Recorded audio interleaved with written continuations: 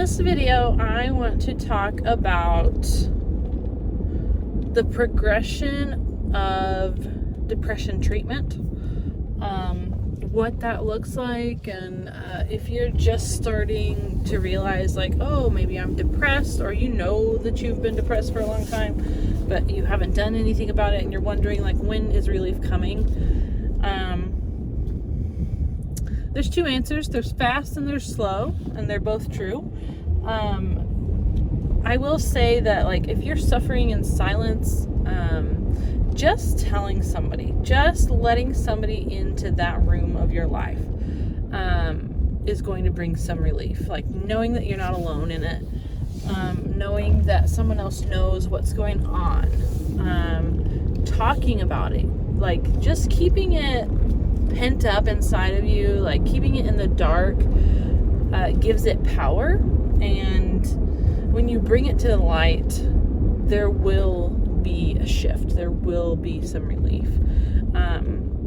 Not completely, and maybe only even like 0.5%, honestly.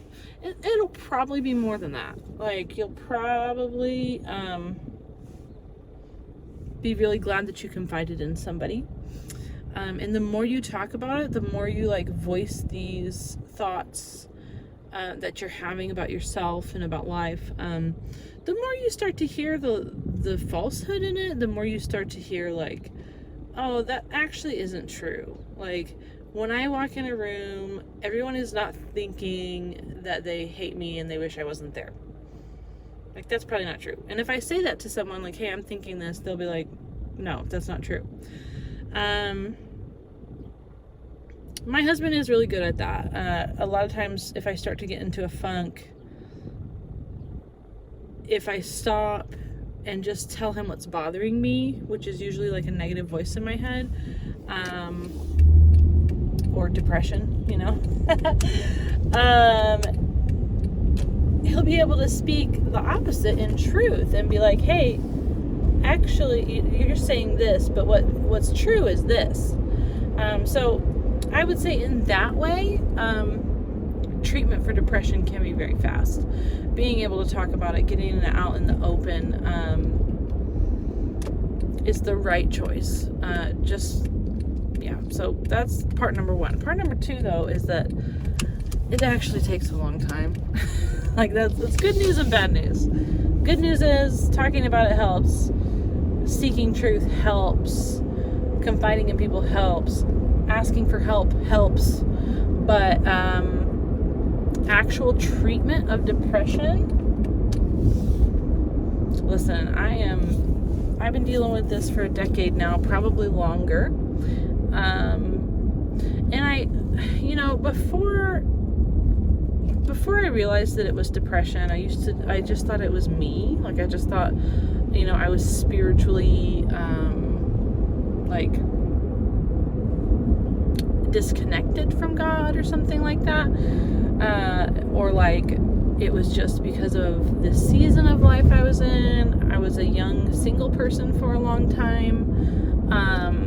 I thought it was because of that. Like, oh, if I just met somebody, I would feel like myself again. If I connected with God, I would feel like myself again. And, like, I would walk into every social situation thinking, like, maybe today is the day I'll meet someone that is going to snap me out of this. Or more often, I would walk into every, like, church service or sermon or listen to every podcast, like, or open the Bible or my journal every single time thinking, like, okay, this will be the time when I snap out of it. Like, I truly thought, okay, especially, like, going into early on in that time, I didn't have a church that I belonged to, which is part of the problem.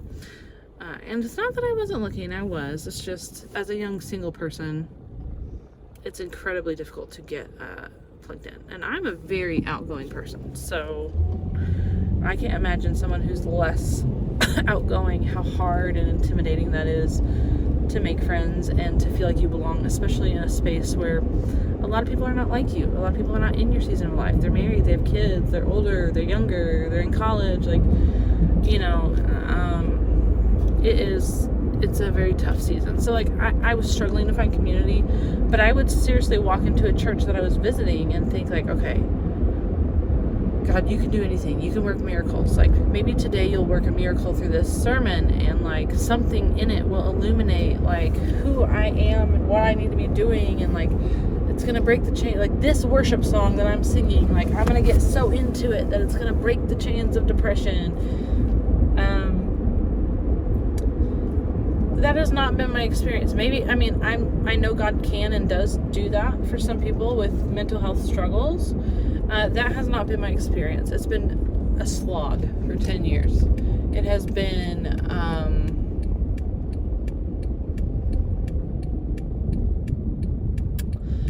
a lot of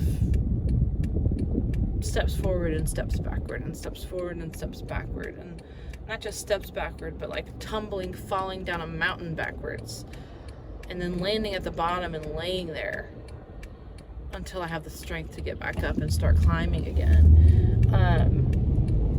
But all the things I've talked about so far in my videos, like getting on medication, going to counseling, having routine and systems built in that keep you on track, having a strong community, spending time in the Word, spending time worshiping,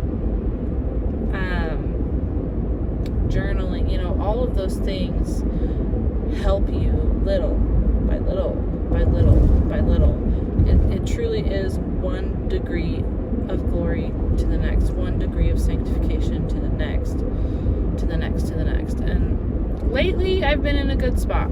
Lately, I would say 5 out of the last 10 days, I have not gotten up before my kids, but did carve out time, however short, in the morning to sit in our front room, like by the front door. There's like a living room, little music parlor, foyer area. I did carve out time, even just 5 minutes, to sit there with a cup of coffee, without my phone, without a kid talking to me, like just by myself, to just sit and center myself and like begin to turn my attention to God for the day instead of just my own thoughts. And that's huge. Like 5 out of 10 days, like it feels like those days are stringing together. Like it feels like a good season, a good time, like of health and healing is upon me from just 5 good days. 5 out of 10 good days. You know, like it's just crazy how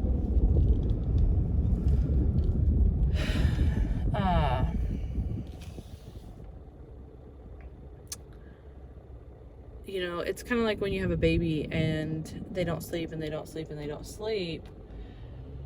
And then that first time that they sleep through, like maybe 5 hours, even 8 hours, like even 3 hours, like the first time they give you a stretch of sleep that's longer than what you're used to, you feel like a new person.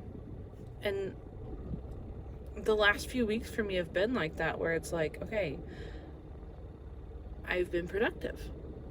Our house is not clean, but I've done dishes every day, and we've done laundry every day, and like we have eaten food every day that wasn't, oh, we did buy a lot. Oh, sorry for the yawn. But just that time in the morning, and this is something I prayed for so many years, that I would be able to get up in the morning. I haven't really gotten up before the rest of my family, but even though we're getting up kind of around the same time, I'm still making an intentional effort to carve out that time to sit with a cup of coffee by myself. And it's even just been a handful of days, and like I feel like a new person. I feel like I'm centered. I feel like I'm grounded. I feel closer to God. Yeah. So the whole what I'm trying to say is it's slow. I've been praying about mornings for years, and I'm just now starting to see fruit to that. I just now am 8 months postpartum, so like here I am beating myself up about like, oh, I can't get up in the mornings. Well, I haven't slept through the night in probably a year, so duh, I can't get up. One thing my counselor says a lot is like, hey, you're not going to change your coping overnight. You're just not. It does take time. It takes a long time. It takes a lot of effort. One thing you can do is start introducing healthy ways of coping into what you're already doing. So, for instance, I've talked about binge eating.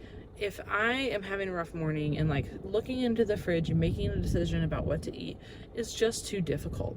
And it is sometimes. And if you've never been there and you don't know, you won't understand. But if you have been there and you know, then you know that sometimes just that effort of like choosing the right thing is too much. Your brain can't handle it. Your brain's like, no, we're not doing that. Can't, won't, haven't. You know, like,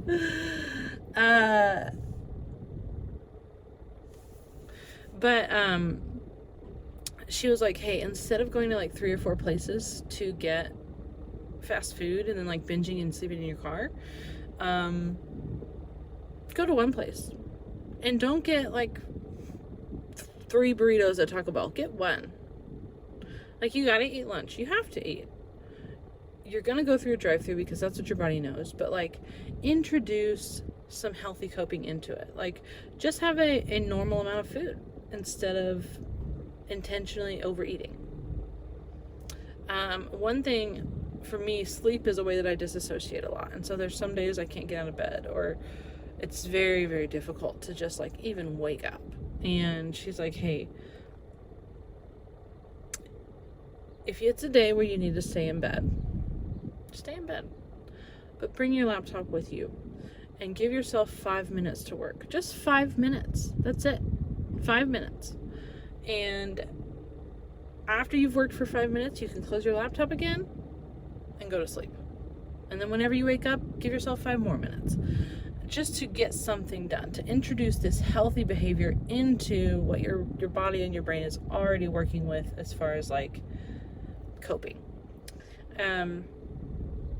So whatever it is for you, like if it's just laying on the couch watching TV, stand up for 20 seconds.